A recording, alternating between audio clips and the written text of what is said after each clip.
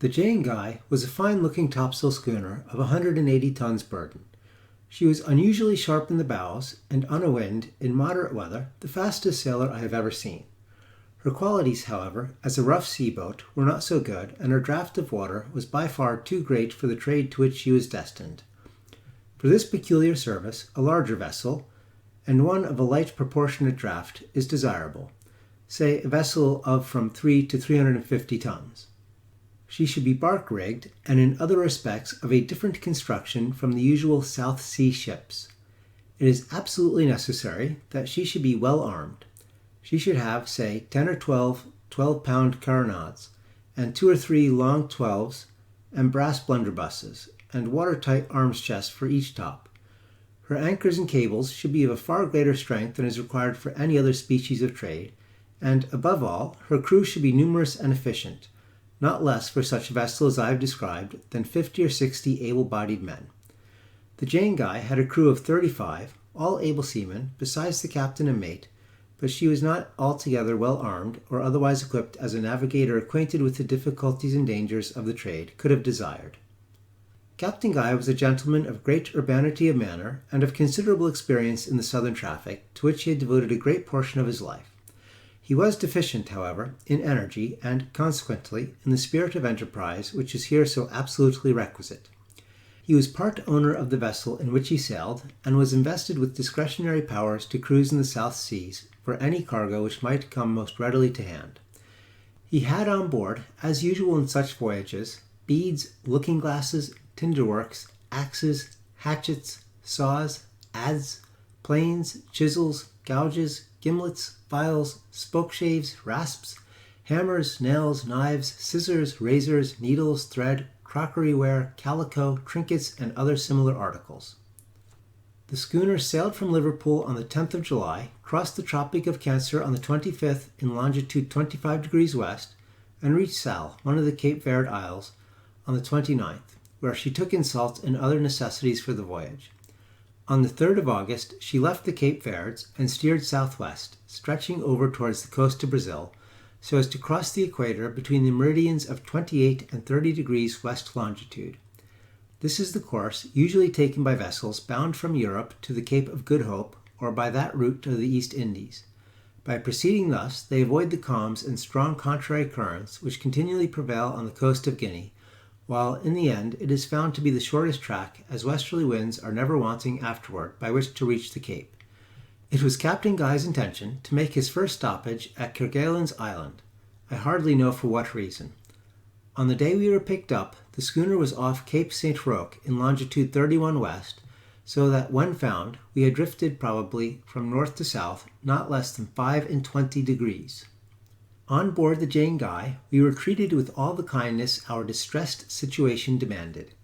In about a fortnight, during which time we continued steering to the southeast with gentle breezes and fine weather, both Peters and myself recovered entirely from the effects of our late privation and dreadful suffering, and we began to remember what had passed rather as a frightful dream from which we had been happily awakened, than as events which had taken place in sober and naked reality. I have since found that this species of partial oblivion is usually brought about by sudden transition, whether from joy to sorrow or from sorrow to joy, the degree of forgetfulness being proportioned to the degree of difference in the exchange. Thus, in my own case, I now feel it impossible to realize the full extent of the misery which I endured during the days spent upon the hulk. The incidents are remembered, but not the feelings which the incidents elicited at the time of their occurrence. I only know that, when they did occur, I then thought human nature could sustain nothing more of agony. We continued our voyage for some weeks without any incidents of greater moment than the occasional meeting with whaling ships, and more frequently with the black or right whale, so called in contradistinction to the spermaceti. These, however, were chiefly found south of the 25th parallel. On the 16th of September, being in the vicinity of the Cape of Good Hope, the schooner encountered her first gale of any violence since leaving Liverpool. In this neighborhood, but more frequently to the south and east of the promontory, we were to the westward, navigators have often to contend with storms from the northward, which rage with great fury. They always bring with them a heavy sea, and one of their most dangerous features is the instantaneous chopping round of the wind, an occurrence almost certain to take place during the greatest force of the gale. A perfect hurricane will be blowing at one moment from the northward or northeast, and in the next not a breath of wind will be felt in that direction, while from the southwest it will come out all at once with a violence almost inconceivable. A bright spot to the southward is the sure forerunner of the change, and vessels are thus enabled to take the proper precautions. It was about 6 in the morning when the blow came on with the white squall, and, as usual, from the northward. By 8 it had increased very much and brought down upon us one of the most tremendous seas that I had ever beheld. Everything had been made as snug as possible, but the schooner labored excessively and gave evidence of her bad qualities as a sea-boat, pitching her forecastle under at every plunge, and with the greatest difficulty struggling up from one wave before she was buried in another. Just before sunset, the bright spot for which we had been on the lookout made its appearance in the southwest, and in an hour afterward we perceived the little head Silwood carried flapping listlessly against the mast. In 2 minutes more, in spite of every preparation, we were hurled on our beam ends as if by magic, and a perfect wilderness of foam made a clear breach over us as we lay. The blow from the southwest, however, luckily proved to be nothing more than a squall, and we had the good fortune to right the vessel without the loss of a spar. A heavy cross sea gave us great trouble for a few hours after this, but towards morning we found ourselves in nearly as good condition as before the gale. Captain Guy considered that he had made an escape little less than miraculous. On the 13th of October we came in sight of Prince Edward's Island in latitude 46 degrees 53 minutes south, longitude 37 degrees 46 minutes east. 2 days afterward we found ourselves near Possession Island, and presently passed the island of Crozet in latitude 42 degrees 59 minutes south, longitude 48 degrees east. On the 18th we made Kerguelen's, or Desolation Island, in the southern Indian Ocean, and came to anchor in Christmas Harbor, having 4 fathoms of water. This island, or rather this group of islands, bears southeast from the Cape of Good Hope, and is distant therefrom nearly 800 leagues. It was first discovered in 1772 by the Baron de Kerguelen, a Frenchman who, thinking the land to form a portion of an extensive southern continent, carried home information to that effect, which produced much excitement at the time. The government, taking the matter up, sent the Baron back in the following year for the purpose of giving his new discovery a critical examination when the mistake was discovered. In 1777, Captain Cook fell in with the same group and gave to the principal one the name of Desolation Island, a title which it certainly well deserves. Upon approaching the land, however, the navigator might be induced to suppose otherwise, as the sides of most of the hills, from September to March, are clothed in a very brilliant verdure. This deceitful appearance is caused by a very small plant resembling saxifrage, which is abundant, growing in large patches on a species of crumbling moss. Besides this plant, there is scarcely a sign of vegetation on the island, if we except some coarse rank grass near the harbor, some lichen, and a shrub which bears resemblance to a cabbage shooting into seed, and which has a bitter and acrid taste. The face of the country is hilly, although none of the hills can be called lofty. Their tops are perpetually covered with snow. There are several harbors, of which Christmas Harbor is the most convenient. It is the first to be met with on the northeast side of the island after passing Cape Francois, which forms the northern shore, and, by its peculiar shape, serves to distinguish the harbor. Its projecting point terminates in a high rock, through which is a large hole, forming a natural arch. The entrance is in latitude 48 degrees 40 minutes south, longitude 69 degrees 6 minutes east. Passing in here, good anchorage may be found under the shelter of several small islands, which form a sufficient protection from all easterly winds. Proceeding on eastwardly from this anchorage, you come to Wasp Bay, at the head of the harbor. This is a small basin, completely landlocked, into which you can go with 4 fathoms and find anchorage in from 3 to 10, hard clay bottom. A ship might lie here with her best bower ahead all the year round without risk. To the westward, at the head of Wasp Bay, is a small stream of excellent water, easily procured. Some seal of the fur and hair species are still to be found on Kerguelen's Island, and sea elephants abound. The feathered tribes are discovered in great numbers. Penguins are very plenty, and of these there are 4 different kinds. The royal penguin, so called from its size and beautiful plumage, is the largest. The upper part of the body is usually gray, sometimes of a lilac tint, the under portion of the purest white imaginable. The head is of a glossy and most brilliant black, the feet also. The chief beauty of the plumage, however, consists in two broad stripes of a gold color, which pass along from the head to the breast. The bill is long and either pink or bright scarlet. These birds walk erect with a stately carriage. They carry their heads high, with their wings drooping like two arms, and as their tails project from their body in a line with the legs, the resemblance to a human figure is very striking, and would be apt to deceive the spectator at a casual glance or in the gloom of the evening. The royal penguins which we met with on Kerguelen's Island were rather larger than a goose. The other kinds are the macaroni, the jackass, and the rookery penguin. These are much smaller, less beautiful in plumage, and different in other respects. Besides the penguin, many other birds are here to be found, among which may be mentioned sea hens, blue petrels, teal, ducks, Port Egmont hens, shags, Cape pigeons, the Nelly, sea swallows, terns, seagulls, Mother Carey's chickens, Mother Carey's geese, or the great petrel, and lastly the albatross. The great petrel is as large as the common albatross and is carnivorous. It is frequently called the breakbones or osprey petrel. They are not at all shy, and when properly cooked are palatable food.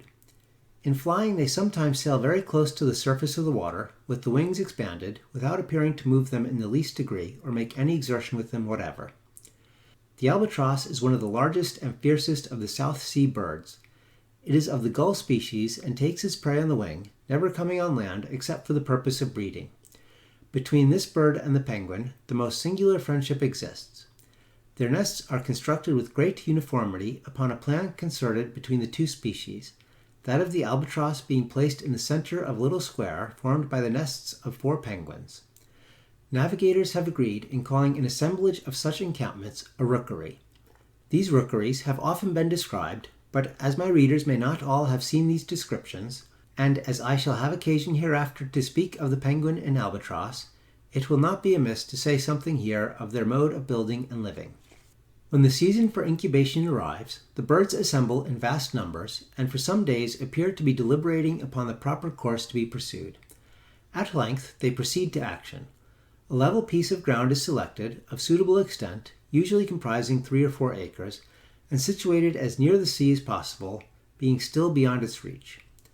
The spot is chosen with reference to its evenness of surface, and that is preferred which is the least encumbered with stones. This matter being arranged, the birds proceed, with one accord, and actuated apparently by one mind, to trace out, with mathematical accuracy, either a square or other parallelogram, as may best suit the nature of the ground, and of just sufficient size to accommodate easily all the birds assembled, and no more. In this particular seeming determined upon preventing the access of future stragglers who have not participated in the labor of the encampment. One side of the place thus marked outruns parallel with the water's edge and is left open for ingress or egress. Having defined the limits of the rookery, the colony now begins to clear it of every species of rubbish, picking up stone by stone and carrying them outside of the lines and close by them so as to form a wall on the 3 inland sides.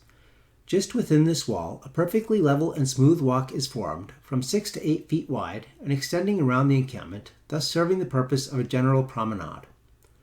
The next process is to partition out the whole area into small squares exactly equal in size. This is done by forming narrow paths, very smooth, and crossing each other at right angles throughout the entire extent of the rookery. At each intersection of these paths, the nest of an albatross is constructed, and a penguin's nest in the center of each square. Thus every penguin is surrounded by 4 albatrosses, and each albatross by a like number of penguins. The penguin's nest consists of a hole in the earth, very shallow, being only just of sufficient depth to keep her single egg from rolling.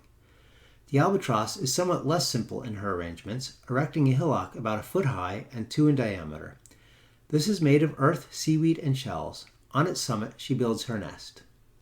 The birds take especial care never to leave their nests unoccupied for an instant during the period of incubation, or indeed until the young progeny are sufficiently strong to take care of themselves. While the male is absent at sea in search of food, the female remains on duty, and it is only upon the return of her partner that she ventures abroad. The eggs are never left uncovered at all. While one bird leaves the nest, the other nestling in by its side. This precaution is rendered necessary by the thievish propensities prevalent in the rookery, the inhabitants making no scruple to purloin each other's eggs at every good opportunity. Although there are some rookeries in which the penguin and albatross are the sole population, yet in most of them a variety of oceanic birds are to be met with, enjoying all the privileges of citizenship and scattering their nests here and there wherever they can find room, never interfering, however, with the stations of the larger species. The appearance of such encampments, when seen from a distance, is exceedingly singular. The whole atmosphere just above the settlement is darkened with the immense number of the albatross, mingled with the smaller tribes, which are continually hovering over it, either going to the ocean or returning home. At the same time, a crowd of penguins are to be observed, some passing to and fro in the narrow alleys, and some marching, with the military strut so peculiar to them, around the general promenade ground which encircles the rookery. In short, survey it as we will, nothing can be more astonishing than the spirit of reflection evinced by these feathered beings, and nothing surely can be better calculated to elicit reflection in every well-regulated human intellect. On the morning after our arrival in Christmas Harbour, the chief mate, Mr. Patterson, took the boats, and, although it was somewhat early in the season, went in search of seal, leaving the captain and a young relation of his on a point of barren land to the westward, they having some business whose nature I could not ascertain, to transact in the interior of the island.